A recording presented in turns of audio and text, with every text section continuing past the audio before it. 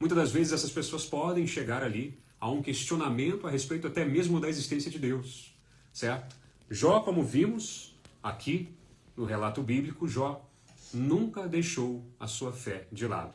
Porém, era como um gemido, era como uma grande aflição que ele sentia por estar naquela situação, sendo acusado pelos seus próprios amigos, e o silêncio de Deus doía em Jó. Nós vemos Jó falando o seguinte: Oxalá, né? Oxalá significa queira Deus eu soubesse como encontrá-lo, como chegar à sua morada. Exporia diante dele a minha causa, ou seja, todos os meus problemas. Com a minha boca cheia de argumentos, gostaria de saber com que palavras Deus iria me responder. Ou seja, Jó estava sedento por uma resposta. Por que isso está acontecendo comigo? Mas também é dito, né, que Jó permaneceu firme em sua fé. Permaneceu firme nos desígnios de Deus.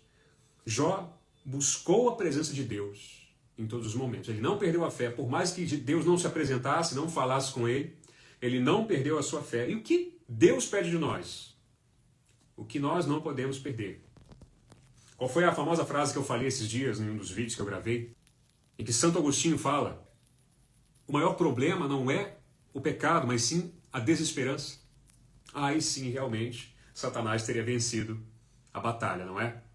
Se Jó tivesse perdido as esperanças em Deus. Então veja o quanto esse personagem nos mostra muitas verdades que são muito atuais, certo? Deus se mostra silencioso para nós, mas como diz o cardeal Robert Sará, a gente encontra Deus no silêncio. Então Jó, passando por toda essa aflição, talvez fosse um momento em que ele praticamente tocasse em Deus. Isso os santos da igreja nos mostram claramente.